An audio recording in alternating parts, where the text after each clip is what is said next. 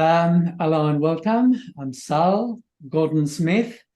We've done one session together before, one podcast, and it was great to meet you at the time. And I wanted to return so that we could do another session where I find out more about you. Whereas before, you just let me talk. And I thought it'd be more interesting to hear you instead for a change. So if you'd like to share something about yourself, please. Okay, so I have two lives. I have many lives, but two lives principally. One life is where I work with my wife and we teach Spanish. We live here in Spain.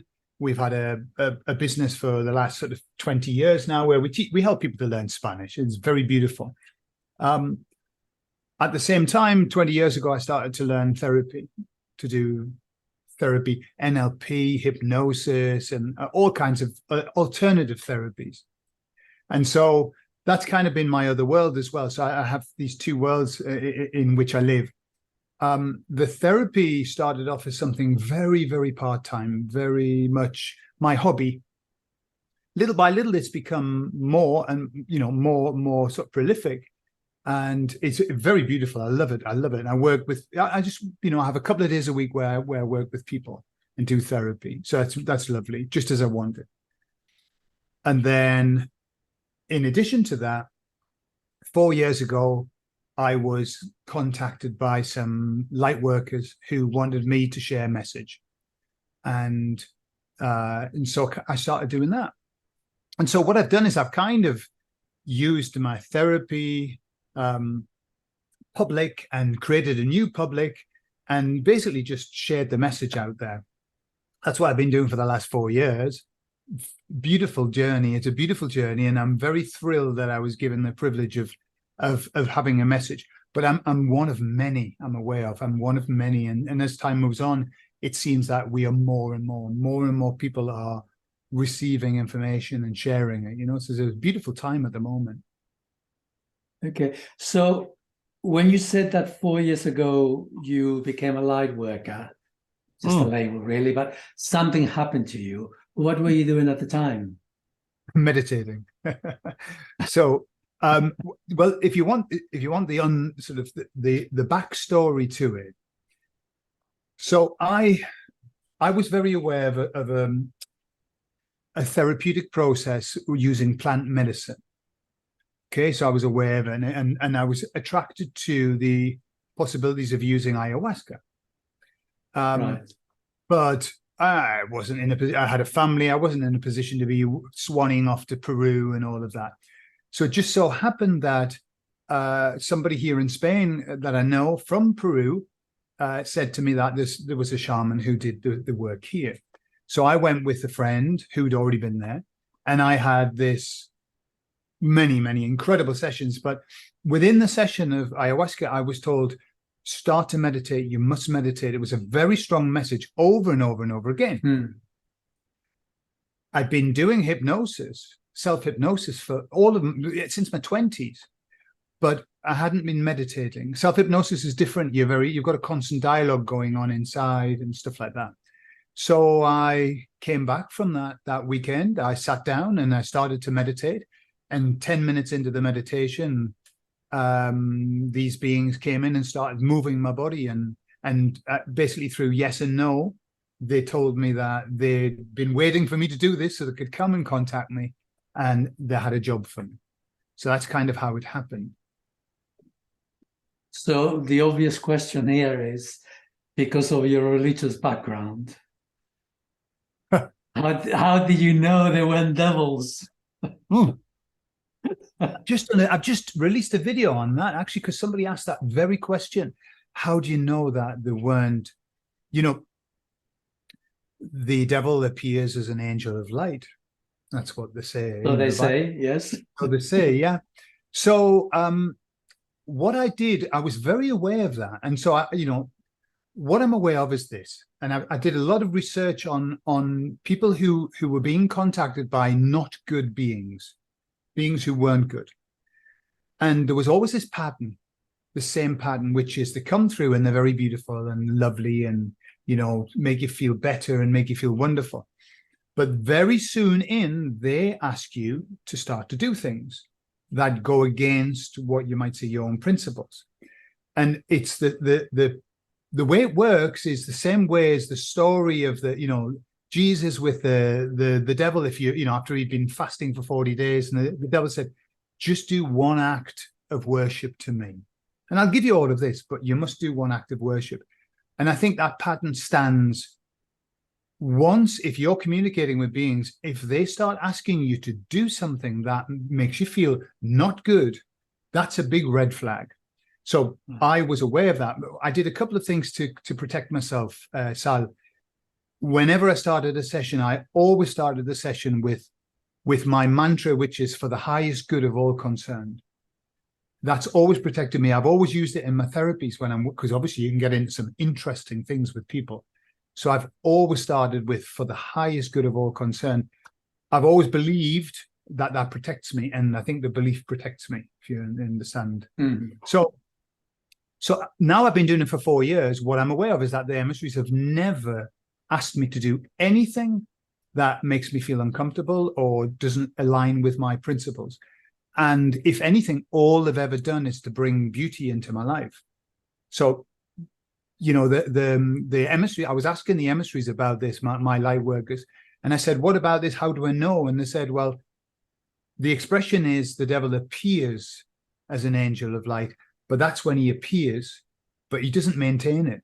There's no maintenance of an angel of light. It's just the initial appearance to trick you, So that's not what I see with the emissaries. I don't see that. I see this very constant, same message, never changes. Everything's okay. Everything's as it should be. Everything's going to be fixed. So that's the kind of message that they give, So could you perhaps tell us a bit more about the message as you understand it? Okay. I've been doing this for 4 years. Goodness, we've talked about everything. But right at the beginning, they said, we have a message of great hope for mankind during this period of the Great Awakening. Okay. And so their message has always been, we've moved out of the dark ages. We're moving into the light ages, if you think of it in a cyclical way, that we're in the Great Awakening. We're in this process. People are waking up. Not everybody's awake yet, but we're in this process. And then we're going to move out of the darkness into the light. And then gradually we're going to move around the cycle, and it's going to get better and better. That's basically the way that they say it. We're in this cycle. We've done the dark. We've done the horrible. We've done the control. And now we're coming out. And we're in the age of, we've moved into the age of light. And what that means, that doesn't mean that it's good. Because we've been in the darkness. We didn't see anything. We were blind. We thought everything was okay. We were just in the dark. The light is, as another scripture says, the light gets gradually brighter. As the light is increasing, we are seeing more and more bad things. We're starting to see, it's like lifting the rock. We're seeing what the dickens is going on in this world, and it's horrible. So people are making the false assumption that it's getting worse, but it's not getting worse. This has always been here. It's just been illuminated now.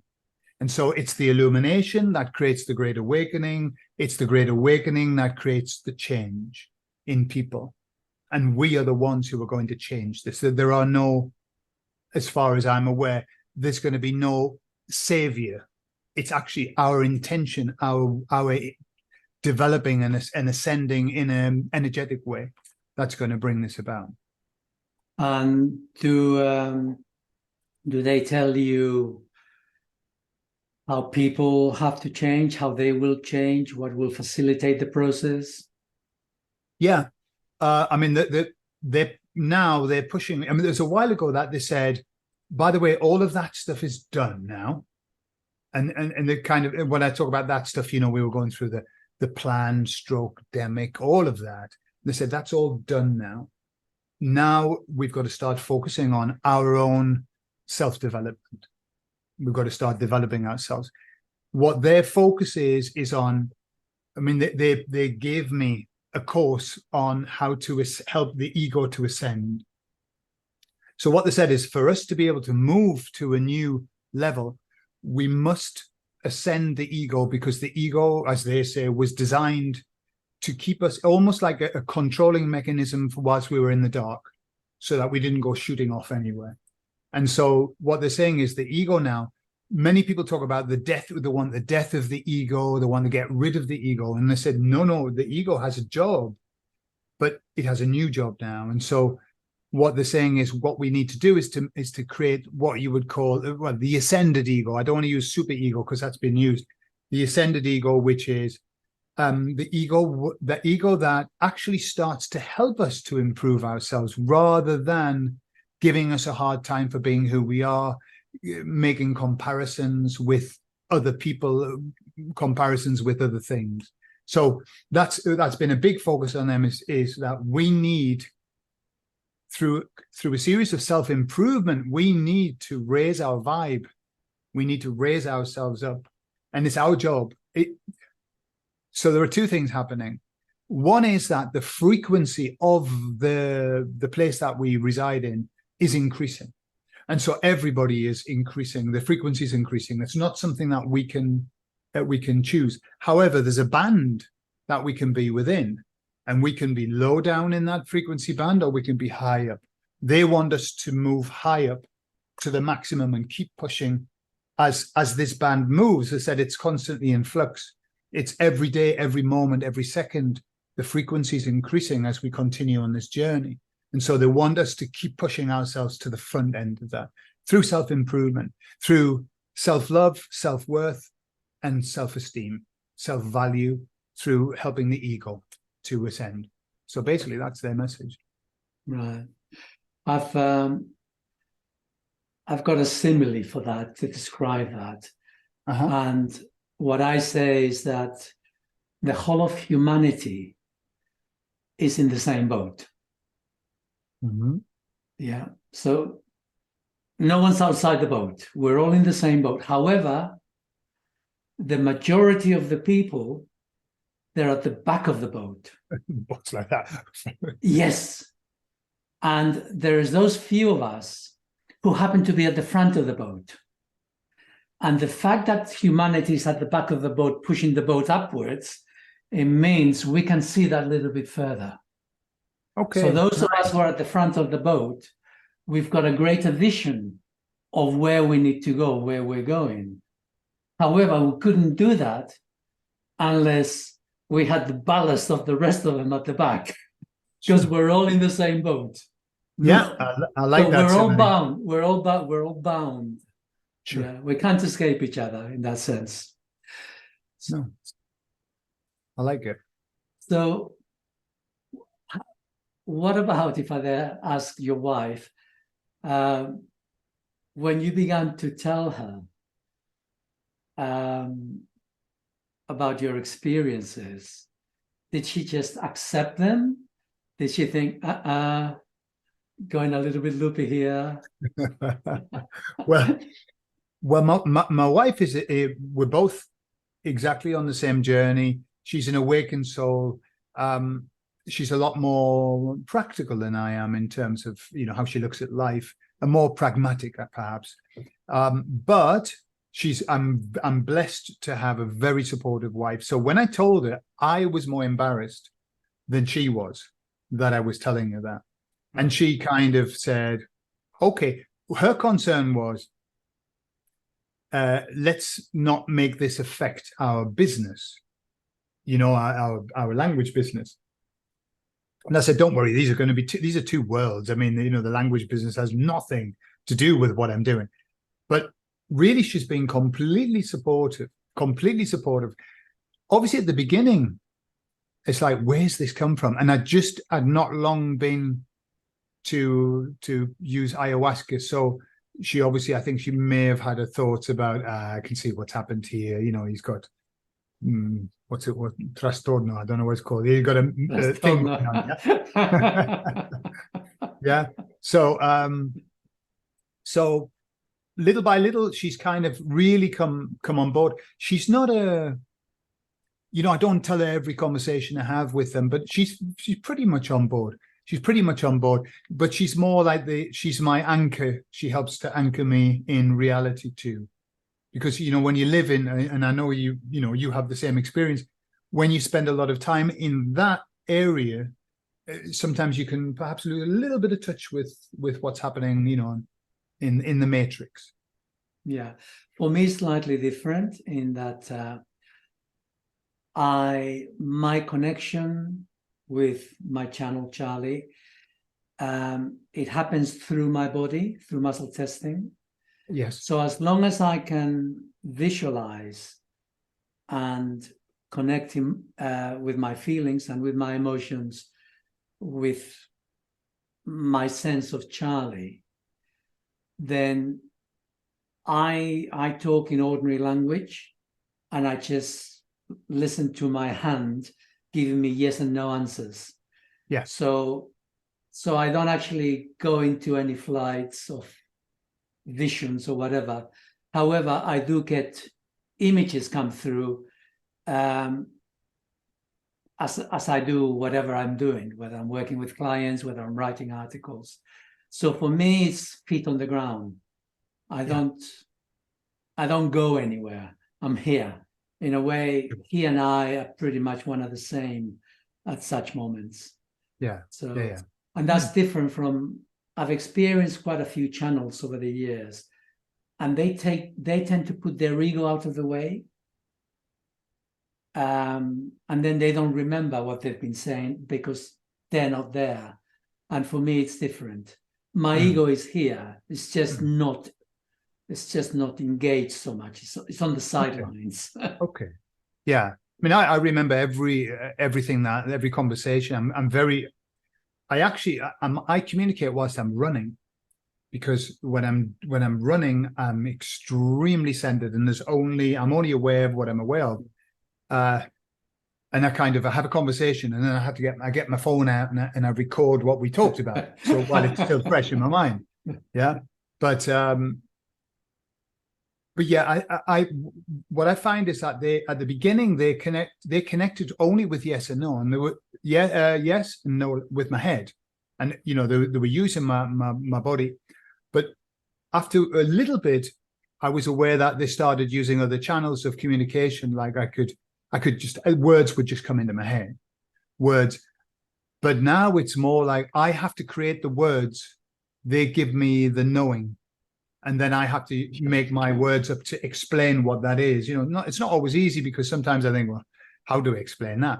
But that's kind of how they do it now. And very, very often they give me visions, like metaphor, but it's nearly always a metaphor, a vision of a metaphor, and go, oh, wow, oh, that's nice. And they give me good ways of explaining something that might in other ways be a bit more complex than, the normal. Nice.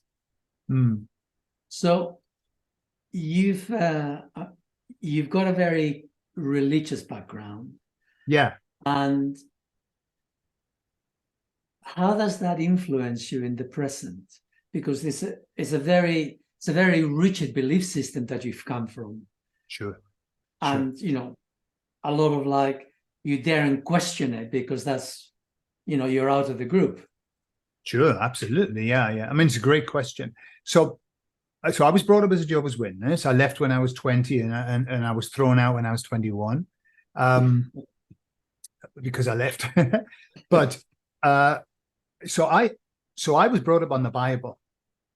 Okay, so what happened was during my 20s and my 30s, I was very anti-Bible. I was very anti-Bible, extremely anti-religion, and I still am. I'm not anti-religion. I'm not interested in religion. Okay.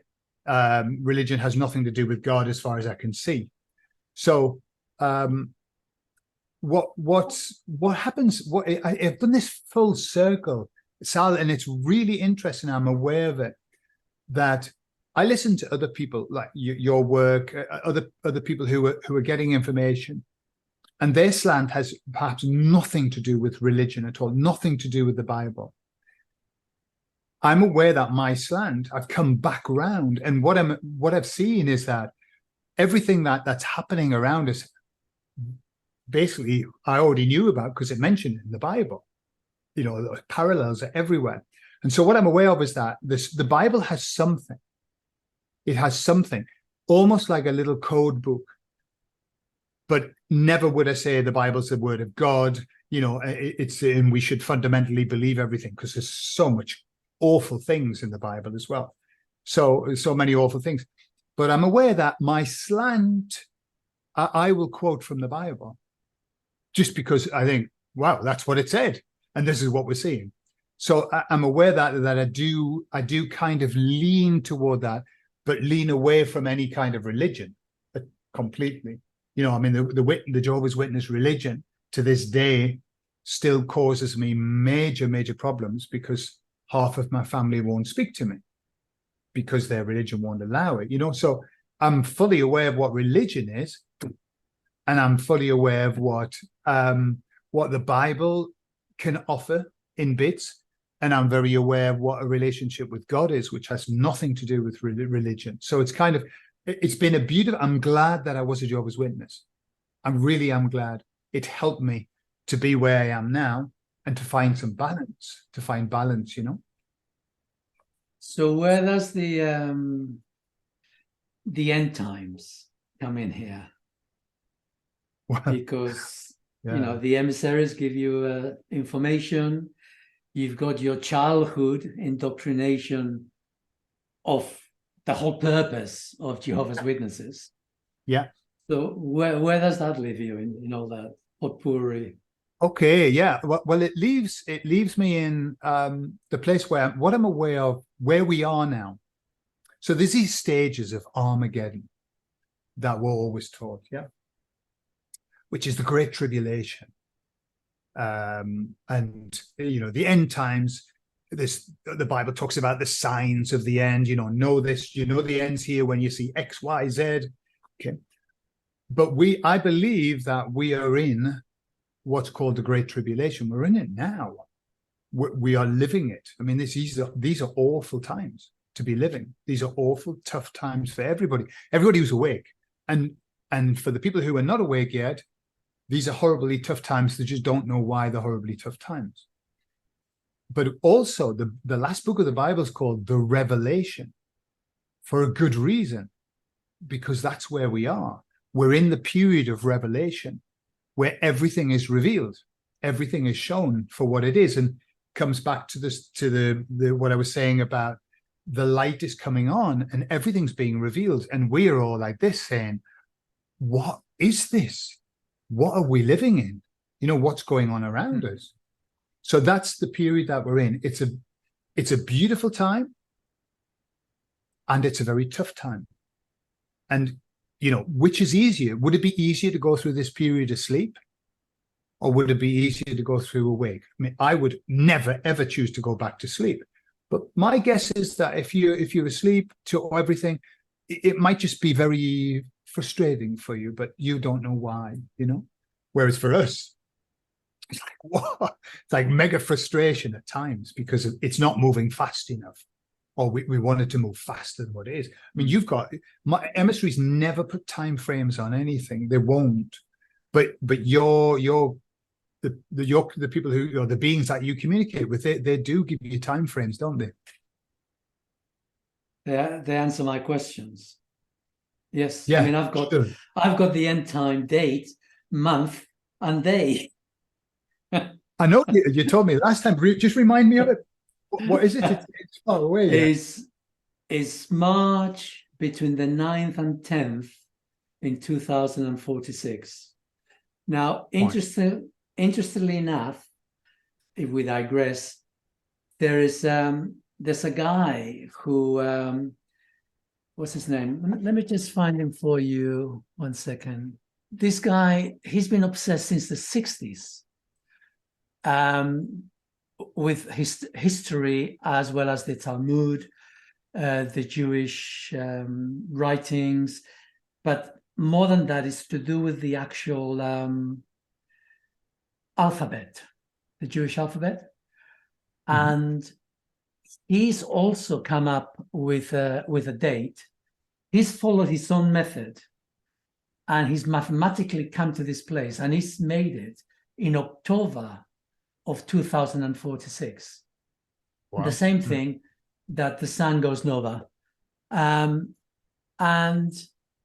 he's quite fun to listen to. Diehold Foundation, Mr. Bogged. He's got anyway, Diehold Foundation.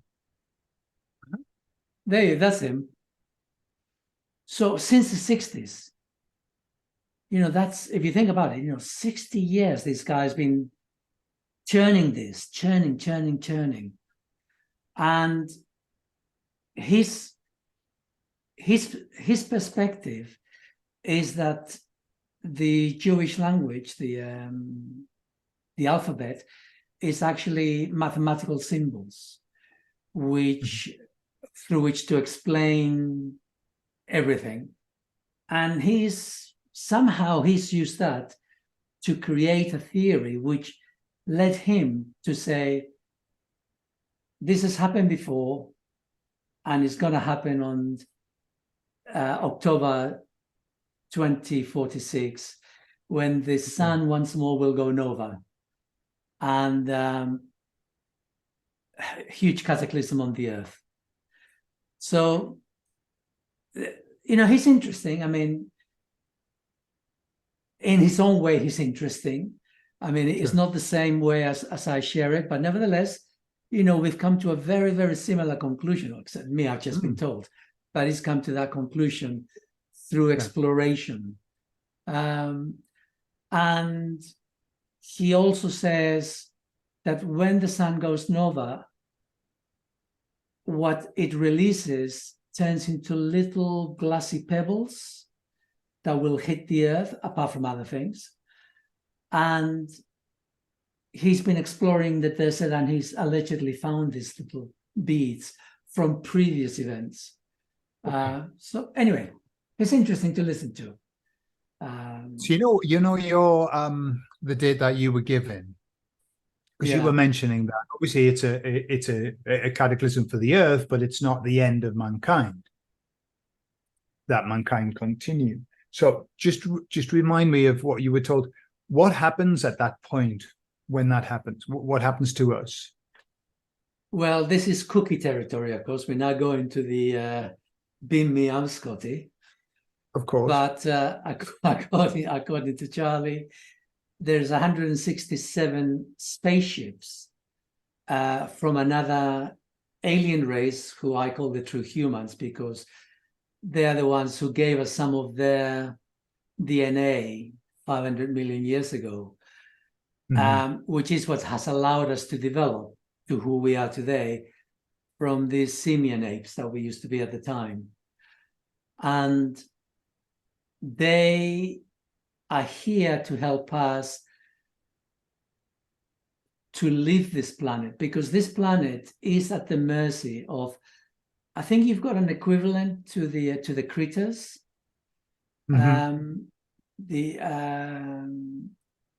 David I calls them the archons from the Gnostic. Yeah.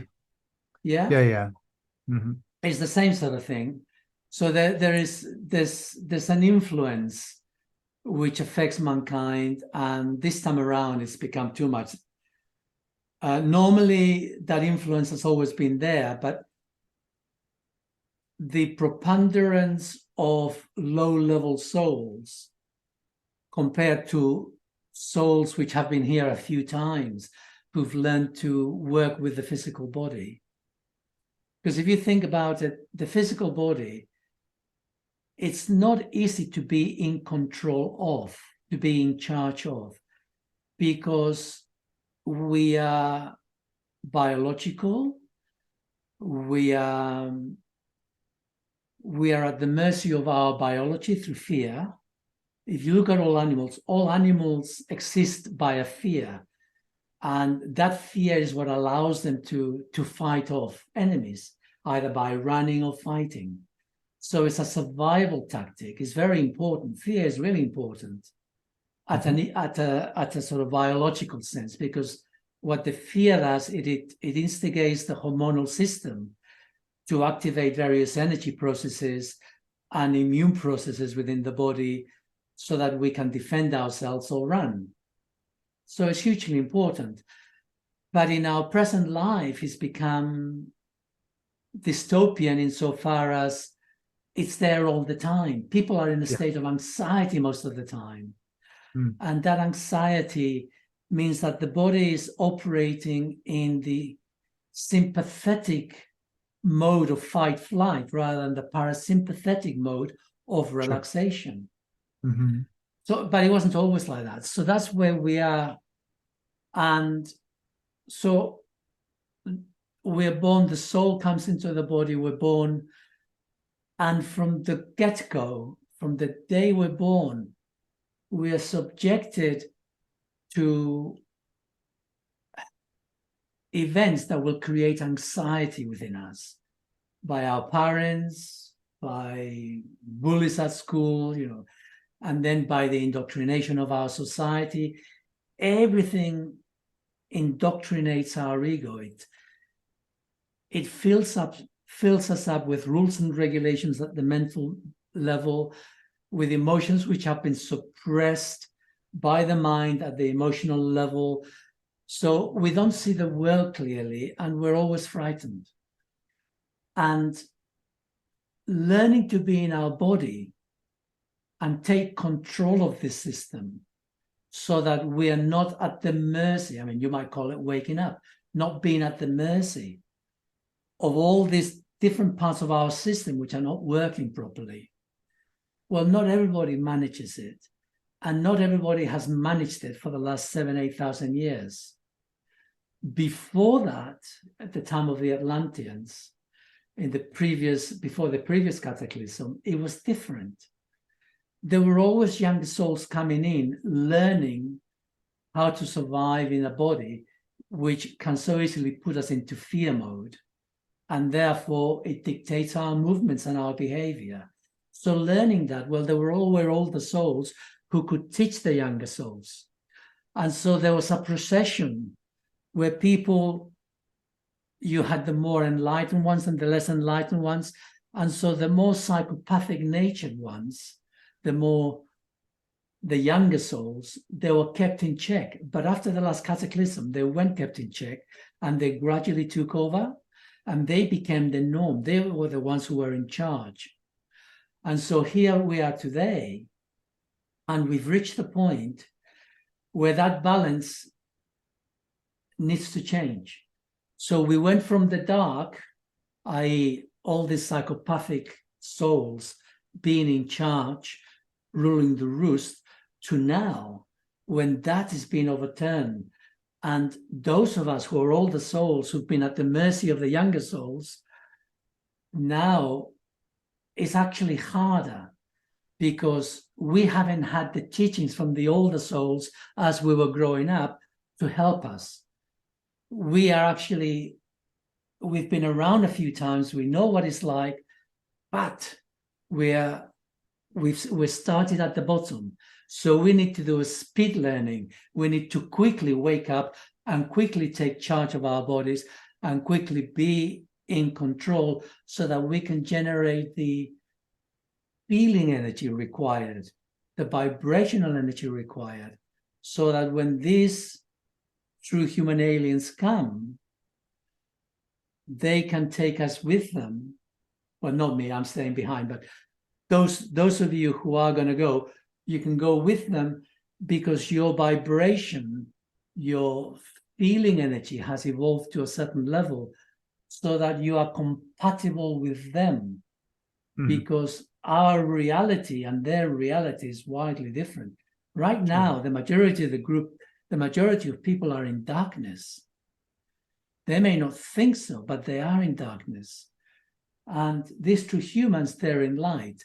Well, you don't need to be fully in light with them, but you need to be enough in light that you can actually go with them. But that will only apply to about 2/3 of humanity. The other 1/3 will stay behind. So the answer to your question is, this will happen, and most people who are left behind will die. But some will survive, and there's a place in Africa, which Charlie told me about, and it's there on my website, And so there's a small section of the world which will survive the cataclysm, because when the earth stops and the tsunamis, because the waters keep moving, the waters will have to go across Africa. And by the time they get to this place, which is beyond the mountains, all of that will have stopped and is in the right location, so it will survive whatever damage comes from the sun, whether it's to do with heat, burning, whatever. It will be tough. I wouldn't like to survive there, to be honest. It'll be Mad Max times 10, because it'll be the worst of people who are there. Because the only ones who are left behind are the psychopaths. Yeah. Everyone else is gone. So those who are left behind, I mean, no, that's a bit of an exaggeration. There's loads of others who are not quite psychopaths, but nevertheless, they're so damaged that they will not be able to reach the level. So they will be staying behind. But humanity will continue. But unfortunately, they will still be at the mercy of the critters, the archons, call them what you will. And so the ascension of humanity towards the light, towards development, will again take a couple of cycles. So, but Yeah. dark and white, it keeps going. I mean, it's interesting, again, that's not anything very far away. I see lots of parallels between what you're telling me, what the emissaries tell me, what the Book of Revelation talks about. It talks about two waves. One wave, I believe the Bible to be metaphors. Jesus comes on a white horse. He takes away the people who are ready to be taken away, and behind stay the ones who don't want to go, who aren't ready. They stay there and they live under the power of the devil, the same as always. And then later on, Jesus comes back and gets them as well. So everybody, so it's a very simple. Oh, eventually, yes. Eventually, yeah. Sure. And, the emissaries have always said that there will be a group that will refuse to ascend, to ascend. Yeah. I can say something about that. Yeah. I'll tell you something about that. Tell me more. Right. So they say that there's a group that will refuse, and that will want to stay because they're tied to that, and so they won't come, they won't ascend, however that separation is. And again, you have information that's very detailed, and the emissaries talk in very, very broad terms. That's not their remit is not to go into detail. Their remit is just to tell people that there's hope. Yeah. Yeah. That's kind of it. But so go on, tell me about important. Well, the way it began for me, this, because it's all, I have to ask questions to get the answers, is, well, what happens to me at the end? I said, no, you're dying. I'm not going into the spaceships. I'll be 94. He says, but you will be going back to Spain. And okay. I'll be setting up a center in Spain. And at the end of the day, about 200 million of us, we won't all be in Spain, but 200 million of us will actually stay behind. And the reason why we're staying behind is because, when we die, if we die awake, if we die connected with our soul, we actually do leave this planet, unless we choose to come back for whatever reason, but we actually do leave this planet. The problem is no one's been able to leave this planet for thousands of years, because the situation of life has been such that people just haven't had the resources to wake up, even though there may have been wiser souls. So the amount of people who are wise enough and woken enough, there's always been the flame's always been lit in this planet, but the amount was always so tiny, just a tiny, tiny amount. Anyway, so there are souls who've come into this planet, especially for this event, to help all of us to wake up so that we can depart. but some of them will not make it. Mhm. So there's about 25,000 souls who will not make it, in the sense that right at the very end, they will not have woken up, because it doesn't matter how advanced a soul you are. If you die in disassociated from within yourself in trauma, you're fated to come back and repeat the thing. You know, you don't go anywhere. You keep coming back. And so about 200 million of us will be staying behind to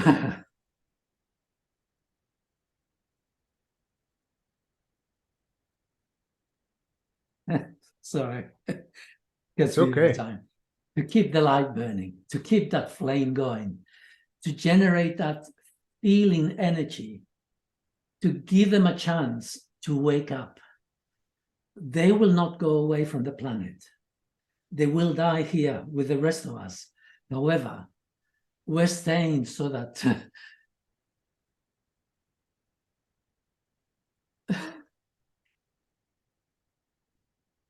they will wake up in time. And most of them will make it. There'll be about 6,500 who won't. But from our perspective, it's worth it, because although we will die in this planet, we won't stay in this planet, because we are awake. And so it doesn't matter. I mean, it would have been nice to meet the aliens, to go with the aliens. But for me, certainly it's not going to happen. And we make the choice. We make the choice. We're going to stay behind. And some of us will be in the southern mountains of Spain, somewhere between Madrid and Jerez, Malaga, that sort of area, somewhere. I don't know yet where. I haven't chosen the area yet. I haven't asked Charlie exactly where it is.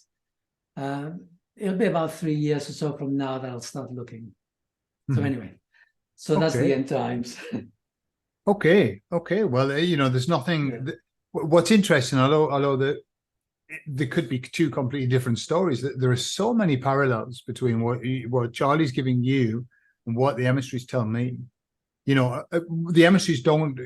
They haven't gone into spaceships and everything, because let me tell you what happened about a year, maybe a year, 2 years ago. I did a video with somebody who had a very, very big following, and I was inundated with people who were going to, who wanted to go to the higher self in hypnosis. And the majority of them were waiting to be taken up on a spaceship. The majority of them were saying, I'm just waiting. I would say, hey, I'm busy. I'm booked for 3 months ahead, so I can only give you an appointment in 3 months. And say it's no good because I'm going to be taken up on a spaceship. Okay, so I'll not have the appointment. And I used to say, well, do you want me to make it just in case? And they go, no. So, and of course that didn't happen. And I asked the emissaries about that, and they said, that's not what we talk about. That's not our business. Whatever those plans are, that's not their remit. As they say, their remit is to come here with a message. They've been sent by God. That's it. That's their message. It's a very spiritual one. So they don't go into details and they don't go into dates and stuff like that. But everything you described is very much what they say, without the details, I suppose. Sure. Yeah. And how can it be otherwise? Because we're all connecting to the same source, although it may depend. We're all at the mercy of the structures of our ego, what our personality, what we've learned. I can only ask questions according to my perceptions, to my experiences, to what I've learned, to what I've heard, and to what I can imagine. If I cannot imagine it, then it is beyond my remit. Yeah. And you have no questions to ask. There are no questions going to come to you. So you've got to be able to ask the questions. Yeah. And I ask a lot of questions.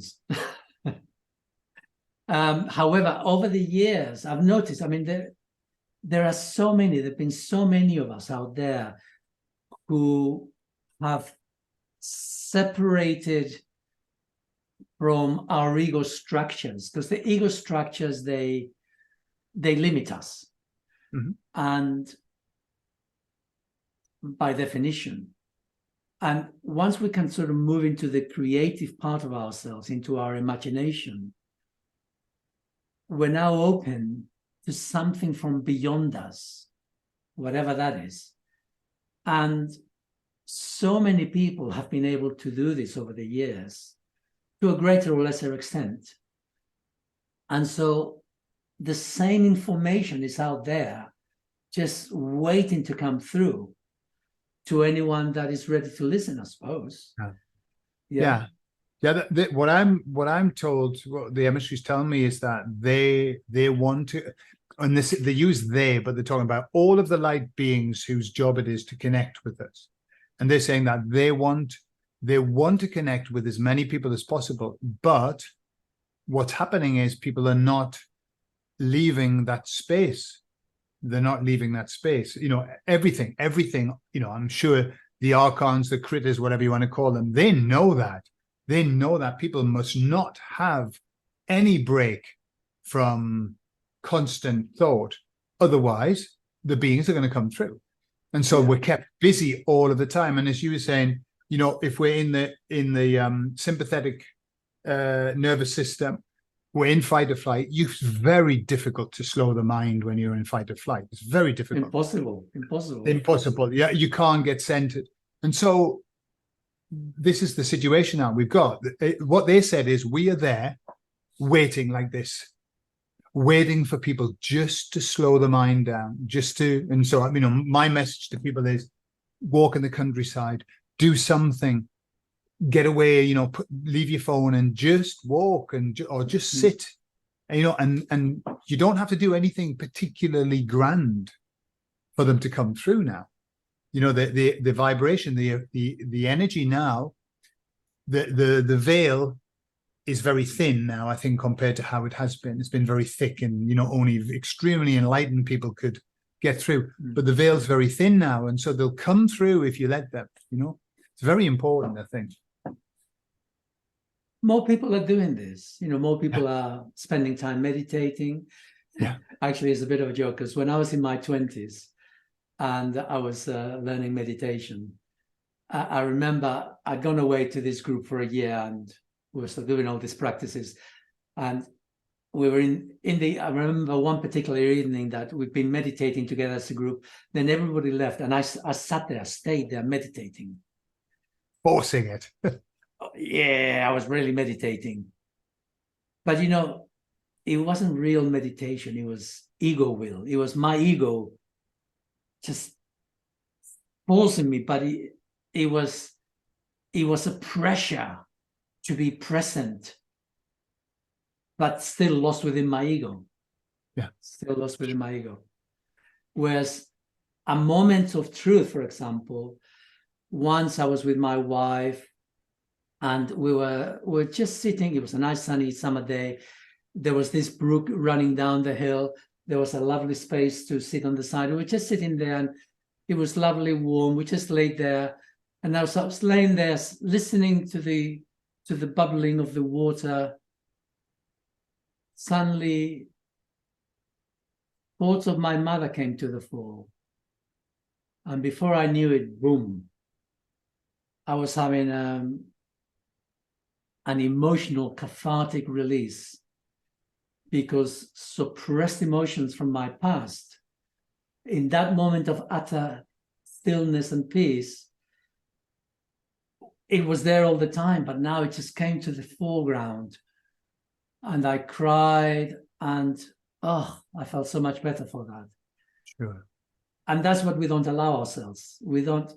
This is how we keep busy, so that we don't have to experience those intense emotions which are waiting in the background, but we won't go there because it's intense. We don't want to know.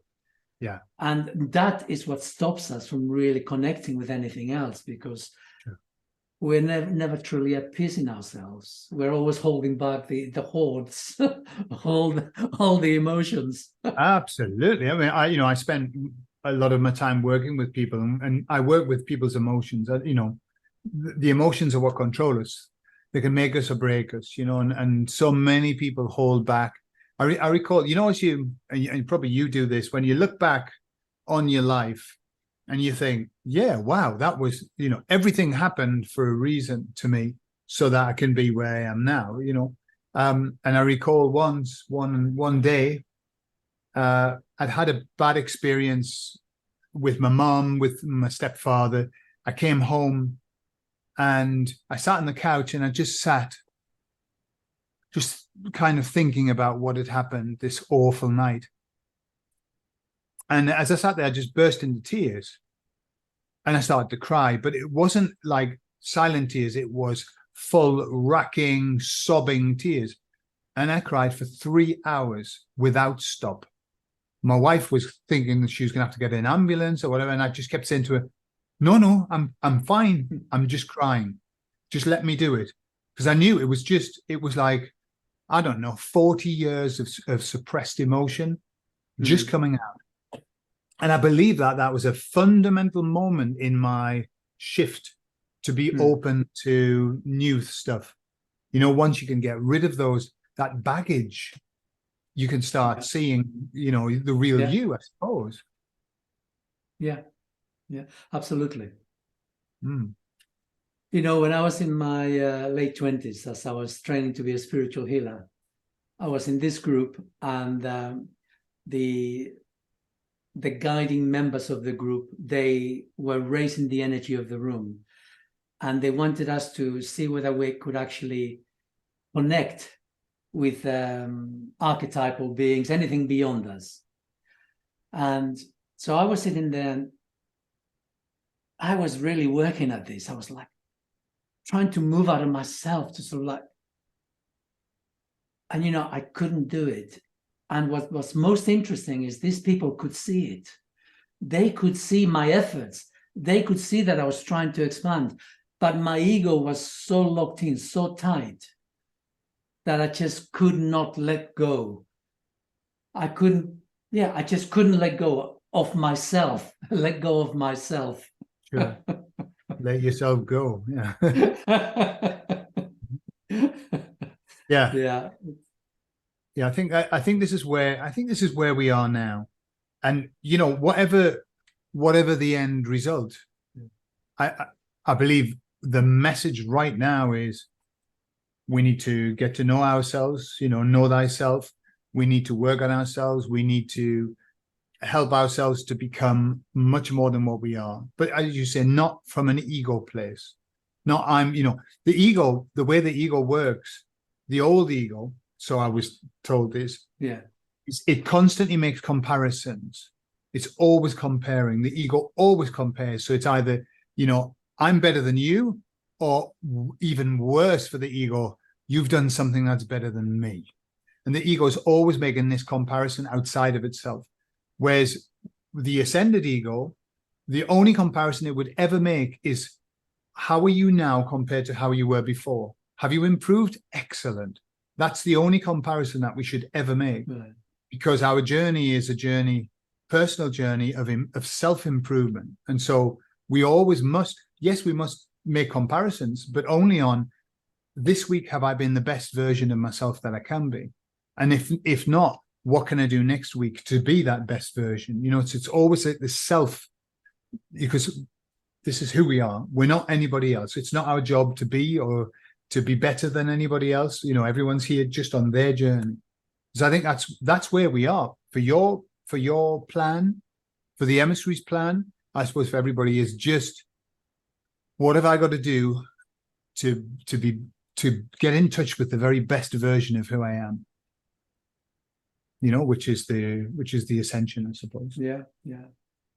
And for this, you use psychotherapy, hypnotherapy. I use anything I can. I use with my clients principally hypnotherapy, NLP, the neuro linguistic programming, because that's really a really fantastic tool for helping you. But combined with hypnosis, it's beautiful. And then I use other things. You know what you were talking about, emotional release. There are lots of techniques that allow you to release emotionally. There's a technique called havening, which is beautiful. The technique called EFT, you might be aware of it, the tapping. Yeah. And also eye movement integration as well. So all of those techniques are great for helping people to get rid of. But if you don't want to get rid of emotion, this is meaningless. It's meaningless if you're not going to be able to face up to the emotion. The only time I haven't been able to help people is when they won't go to the emotion. You know, you say, how do you feel about that? Well, I feel naturally angry. And you go, well, I hear the words, but I'm not feeling it. I'm not feeling it, you know. So my job really in the first few sessions is to give people to help them to relax enough so that they can feel comfortable showing their emotions. Because once the emotions, that's it. Now we're onto a winner. Once the emotions come through, now we can start to shift them. Mm. Yeah. There's no shortcut to emotional intensity. So like all of us, what holds us back as human beings is our unwillingness. It's not deliberate unwillingness, but we just don't go there. We won't experience emotional intensity or mental intensity, as in like conflicting ideas. We run away from conflicting ideas. We don't want anything that questions our version of reality. We just can't go there. It's, you know, like the pressure is too intense. And so learning to experience, to be okay with that conflict, mental conflict, or with that emotional intensity, that is in my opinion, the crunch of the matter. And that you cannot force on people. It has to happen organically, because you cannot, if you've got a weakened immune system, not immune system, nervous system, if you've got a weakened nervous system, then if you are given an intense emotional experience, you'll just switch off because you'll just overload the system. Yeah. So this is why we have to go baby steps. We can only experience what is at the surface, close to our awareness. Whatever is there, you know, what this is like. As soon as you relax, whatever comes to the surface, that's what you're ready to deal with. Yeah. But people want to deal with big stuff, and it's not possible. You have to work your way slowly from the top, because gradually, as you clear the top, the rest goes up, and your nervous system gets stronger and stronger. Your capacity to stay focused on conflicting mental belief systems, ideologies, gets stronger. And it's a process, isn't it? It's a process. Sure. And so I get people who come to me, they want help with this or that symptom. But you can't help them, because the symptom is the tip of the iceberg, underneath which is some really painful emotions, which they don't want to go there. They're not ready to go there. So. Yeah. Sure, it's really interesting what you're saying, because what I've discovered over time, when I first started therapy, people would come because they wanted to stop smoking. They were scared of flying. They had fear of spiders, things of that nature. They wanted to lose weight. And what I discovered over time was that now I don't work with people on those levels. Now I work on a very emotional level. And my work's almost like spiritual life coaching. I think that's probably the only way I could describe it, which is, let's take a look at your life and where do you think you are, on your ascension process? But what I learned very quickly was this: what the client presents to you as their problem has nothing to do with the problem that they really have. And so what I've learned to do is to not believe my client at the beginning. You mustn't believe them, And I don't mean that in a horrible way. I mean, they come and they say, my marriage is a mess, and I don't know what to do in my life. So can you help me to do some counseling to sort my marriage out? So I think we need to look beyond that. That's just a symptom, as you say, it's just a symptom of something else. And so what invariably where we end up going at the beginning is back, because the first, I would say the first 6 years of our life are so fundamental in marking us and making us, that if they're great, fantastic. If they're not great, there's a lot of stuff that needs to get sorted.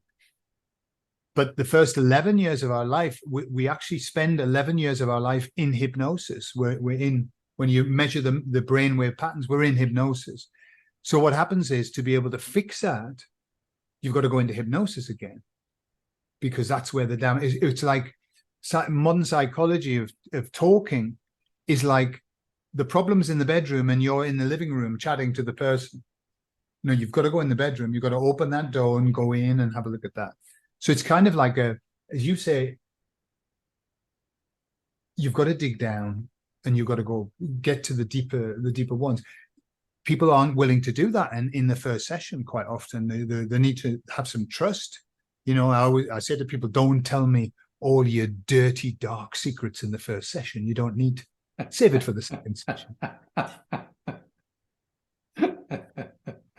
And this guy, they're going, phew. I say, in hypnosis, you are completely in control, because some people believe that when they're in hypnosis, they're going to say all of these things out. They're going to be out of control. Of course they're not. Of course they're not. But it's scary. It's scary. We all have all of our skeletons in our closets that we try to hide away, don't we? Yeah. So here we are, two souls trying to save humanity in our own separate ways. Yeah. Good luck with that, because sometimes I despair, to be honest. Well, the way I look at it is this, Sal. I was given a message to give. I'm going to give that message as best that I can, with as much passion and as much grace as I can. But it's only a message. It's one side of an equation. The other side is that people have to pick that message up and go with it, and then do their own work and find their own guides and all of that. So it's kind of, at the beginning, I had this big weight of responsibility, and now I think, well, no, I can only do what I can do, and the only job I've got is to sort me out. And this, the beautiful thing, and I'm sure you find it, as I'm progressing, the more you try to help people, the more you help yourself. It's a cyclical thing. When you push out help comes back to the way the universe works. And so it's been a beautiful journey for me. But I know that, we can only do so much. We can only do so much. And after that, it's down to everybody else and everything else. Well, the good thing is that it's not just you and me, of course. There is millions of people out there who are doing as we're doing, in our own separate ways. There is hope. There is hope. Oh, there's absolutely hope. I sometimes you use the word despair. Sometimes I find myself very frustrated with how long it's taking. But of course, in the scheme of things, it's not that long. It's not taking that long. I kind of became awake to what was happening, let's say, 20 years ago. And so for me, it's been, some people have just become aware of since 2020. And they're raging.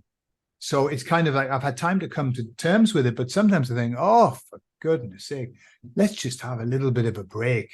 Let's have a break. Let's have a Kit Kat and